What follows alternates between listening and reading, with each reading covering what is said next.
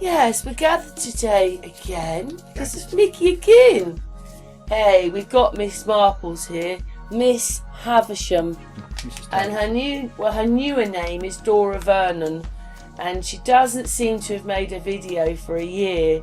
But what me and Mickey did in the churches yesterday, walking around looking at the dates, because when we were looking at the dates, by accident we saw a J. Yeah, a few J's. So this is why this woman's looking around. What does she not believe? Oh, she doesn't believe there's bodies in graves. There's a hell of a lot of. She says a lot of information that none of us really know or knew about. You know, she's quite an eye opener. Yeah, but this is the thing. It's like I've known Miss Havisham. Miss Havisham. She changed her channel name, like just previously. Yeah, it's a bit alarming. She's not been there for a year, but. We're going to look for an email address, or Mickey can just message her on here and tell her to go to my channel, because we've used a couple of her videos to show you we're not the only ones seeing this stuff. This lady here has done it. She has the more of an understanding of what they are, you know, and why. How long have you been watching her? Well, I've known about 3 or 4 years. But there you go. She's been away. I haven't seen her for like a couple of years because her channel I thought, disappeared. But since last year, because I'm still a member of her channel, I've actually, when it changes, I get her name. So she's there, but so she was called Miss Havisham. Yeah, Havisham. Yeah, at the beginning. And now she's called Dora Vernon. But anyway, what we're going to do is we're going to watch a couple of her videos because I liked it. Yeah, she's got a calming voice. It's like you really want to hear what she has to say. You know, goes with the past and the history, and even talks about horse and carts. How did they get this here? Yeah, I definitely like a couple of the ones she's picked up. And Karen needs to speak to her. I would like to have a chat with her. So if she gets to see this video, I would like to have a chat with her about this, because now we're she's obviously the master, but we're kind of on par with her now, like with what she Okay, then let's watch a couple of her videos. Yeah, Mickey? Yeah, just hear the teacher. Okay then. Lovely. Hi, it's Miss Havisham. I'm in Sheffield City Centre. So I'm just wondering why we get a fig tree lane here. So this is at the back of Sheffield Cathedral. Just wondering why it's all black. Why is this blackened? I've no idea who the Brightmore family are. Oh, but this person died at age 66. And at the other side, something at the other side, can't read it here, but it was 1773.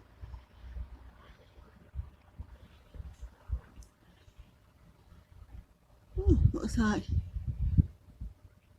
21st year of his age, it looks like. Yeah, so he's coming up to 22. That was the fish again. Yeah, that's weird. Very weird. But why is it all black like that?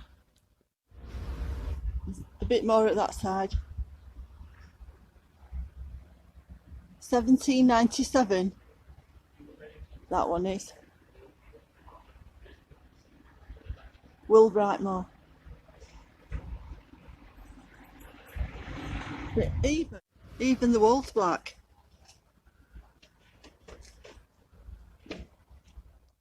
So here we have the statue of James Montgomery, who was a newspaper publisher, and he was also a preacher, and he used to write poetry and hymns, and I think he was a Druid poet, and with the name Montgomery, obviously that was French, goes back a long time. And he was born in Irvine in Scotland. Very interesting character. These are the figures on the cathedral.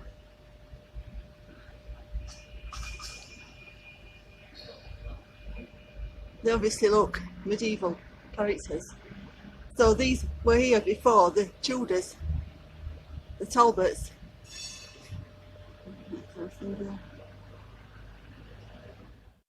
And if you notice, the stone is somewhat blackened as well. You see, the stone is blackened.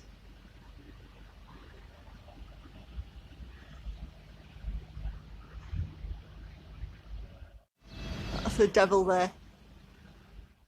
So if we can see these figures up here, these figures,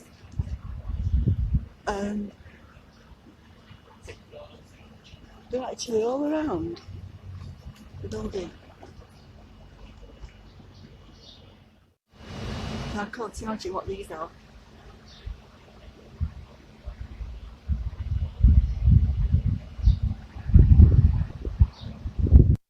I've just spotted these wyverns on this building on the side street. Never seen these before. Walked past it and never noticed.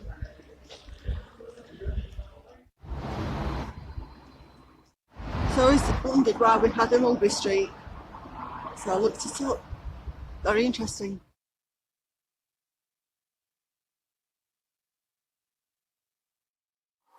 So just as I'm leaving, I spotted this. That, by the way, is the Tree of Life, depicted on the door. Look at this. Wow. An old hag. That's an old hag. And on this side we have... Look at this.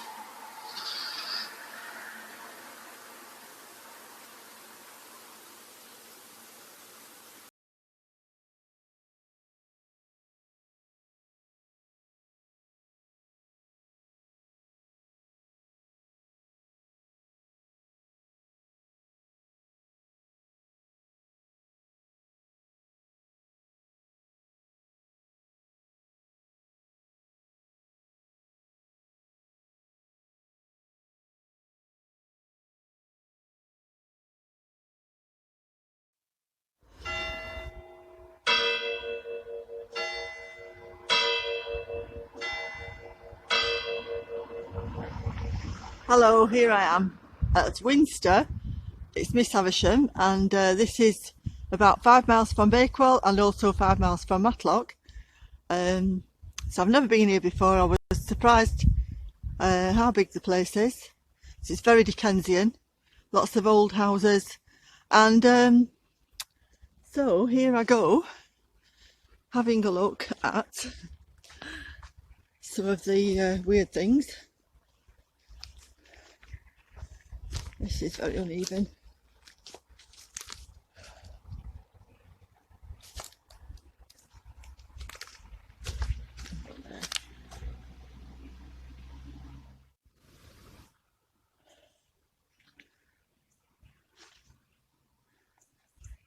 Lots of these have got the dates of 1700s on them.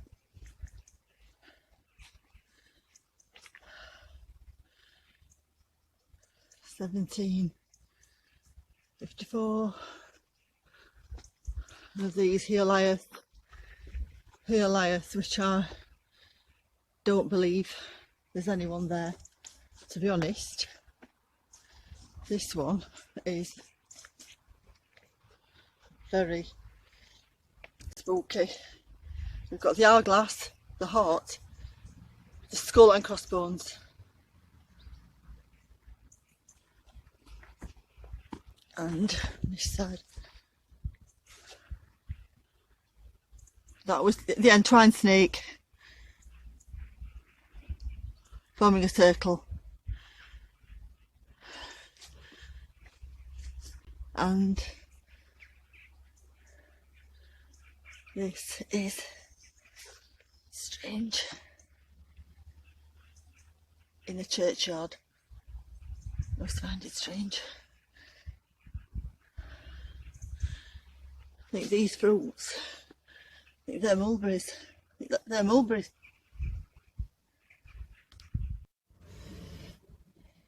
So as I was just saying about the mulberries were brought in from Southeast Asia in about the 1500s. They're not indigenous to this country at all, mulberry, and they were brought in for the weaving of silk.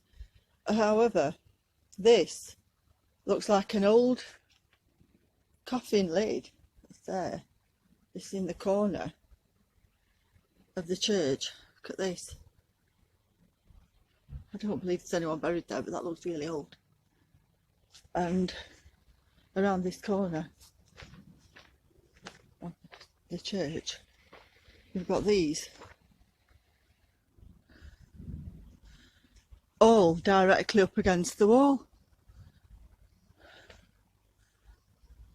But I don't think there's anyone buried there, not at all. For some reason they've put them up against the wall.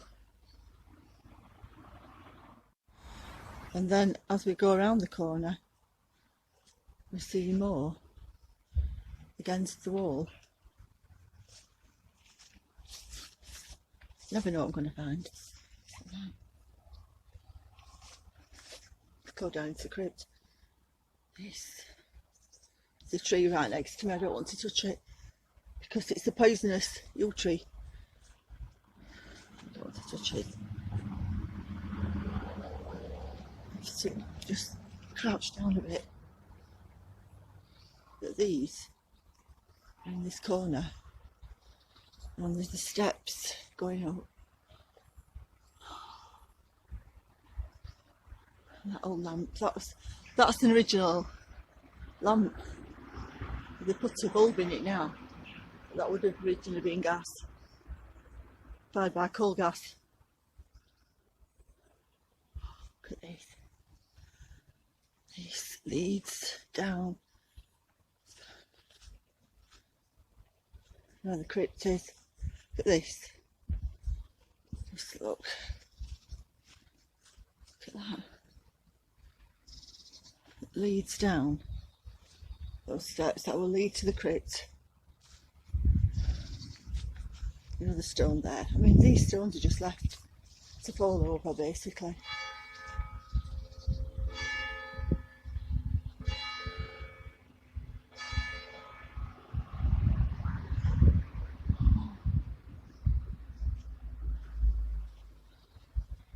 Just going down the ground, undulating. It's undulating. So, I mean, they've had to put grills over these windows. When you think at one time they wouldn't need a grill, but now they do. It shows how things have got worse. Because at one time we didn't need to put grills over windows in case somebody smashes it. Things have definitely got worse.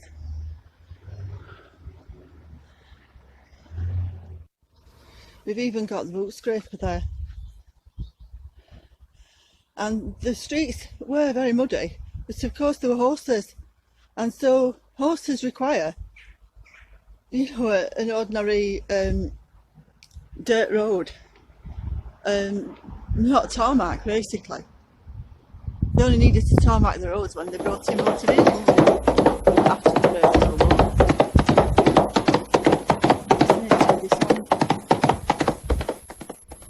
As I say, when it says sacred to the memory, it's only as long as anyone's left to remember. Look at this, just totally, you know, full of ferns and bracken. And actually someone's house is right next to this, so they've got a view of the churchyard from their window. Just looks so weird. This is so weird.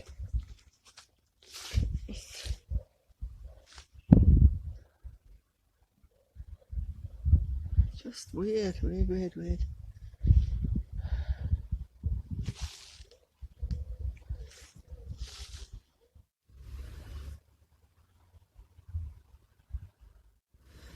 This is weird. Lucy was age 66. And then the daughter is called Havisham. I've never seen that name before. There's one here that is sunk completely. It's sunk completely. Look at that, it's sunk. Just put some plastic flowers there. But look. That has totally sunk. So this is an energy field. This scroll is depicting the whirl of the energy that forms a torus field, and this is supposed to be to bring this person back to life.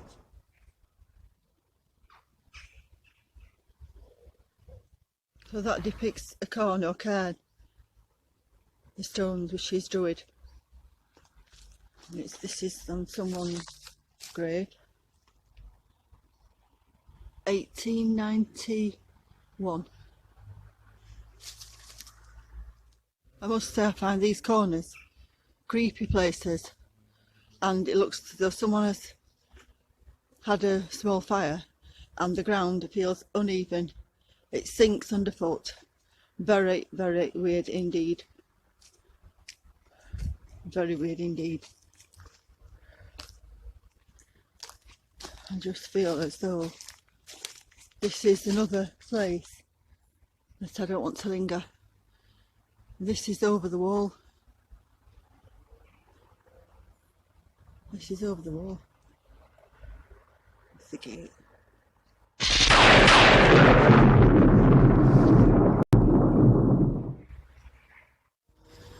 These are wealthy people. Look at this.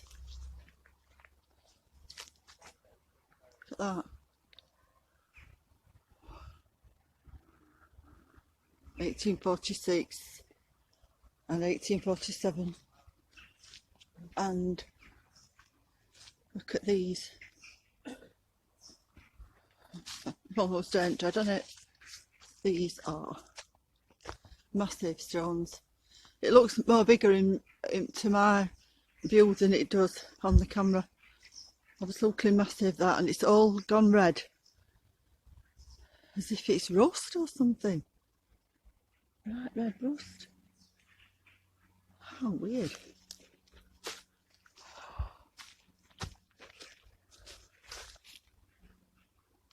Oh, very weird.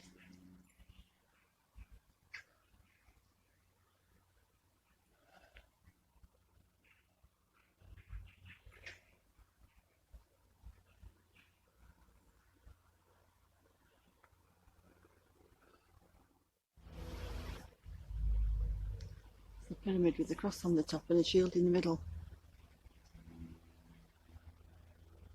I'm not sure what that symbolises. Very wealthy people to have this. Again, we find these stones that are all in a line,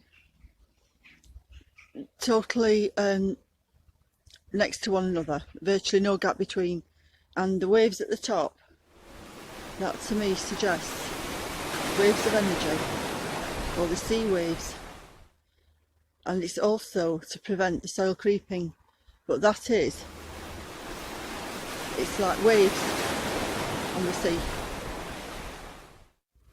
Look at this, totally fallen over.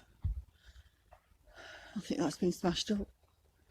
How would that fall over like that on its own, just be left like that? I feel as if someone's watching me. You know, here, it feels as though I'm being watched. These stones, I don't like it. They feel like the people watching me. I'm getting out. So this, I feel, is an electricity box. And this is the energy on the top. It's being caught and transfigured in this bowl at the top. There's the energy is coming from down below. Oh, there's the hand there that's holding something, and it seems to be the soil is subsiding there, but there's energy emanating from that, and that bowl is the area where it's being collected, and it's more or less like a battery really. It's like a battery full of energy.